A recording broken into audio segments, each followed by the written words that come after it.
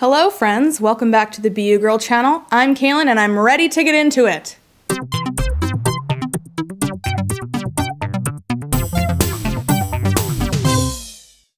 Alright, it's our Parables Retold series of videos, and today we're talking about one called The Parable of the Sower. This one can be found in Matthew 13, 3-8. The story goes like this. A farmer planted a seed. As he scattered the seed, some of it fell on the road and birds ate it.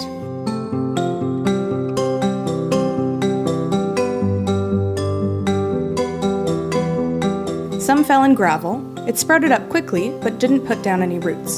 So when the sun came up, it withered just as quickly.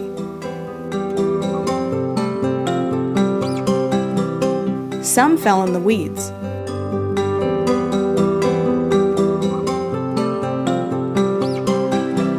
As it came up, it was strangled by the weeds. Some fell on good earth and produced a harvest beyond his wildest dreams. Now, you may be sitting there thinking, what?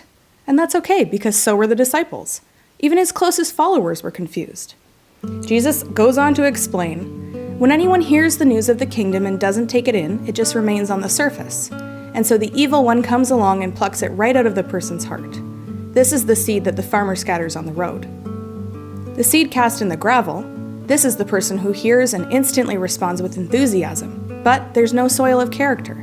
So when the emotions wear off and some difficulty arises, there's nothing to show for it. The seed cast in the weeds is the person who hears the kingdom news, but the weeds of worry and illusions about getting more and wanting everything under the sun strangle what is heard and nothing comes of it. The seed cast on good earth is the person who hears and takes in the news, and then produces a harvest beyond his wildest dreams.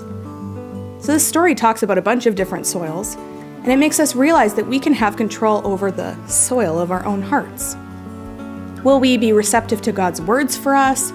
Will we let the seed sink in deeply and then act on what we've heard?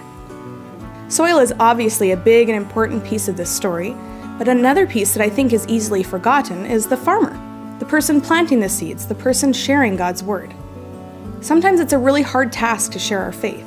We might feel nervous that the other person won't care or that we'll be rejected. How do we know that they're ready to hear God's word? How do we know if they're going to be open to the seeds that we want to plant? And we also may feel like we don't have all of the answers ourselves, so how on earth could we lead someone to God? But the great thing is that it's okay to not be able to do it on our own. God is right there to support us. We also have to trust that if we're spreading God's word, sometimes it will find its way to good soil, and that is so awesome. But we also have to be okay with the fact that not every seed will. Sometimes it won't take root, or thorns will get in the way, or birds will eat it. But we're following God's calling just by sharing his word, and we have to trust that he'll take care of the rest. So when I toured with BUgirl, I spoke to so many young girls about God. But after our events, we would just leave, and we would never know if the words stuck with them. Sometimes we felt like we weren't doing anything and weren't making a difference. But then we started to receive messages well after the event saying that either that person or someone they knew was changed by the words we spoke and how God worked in that event.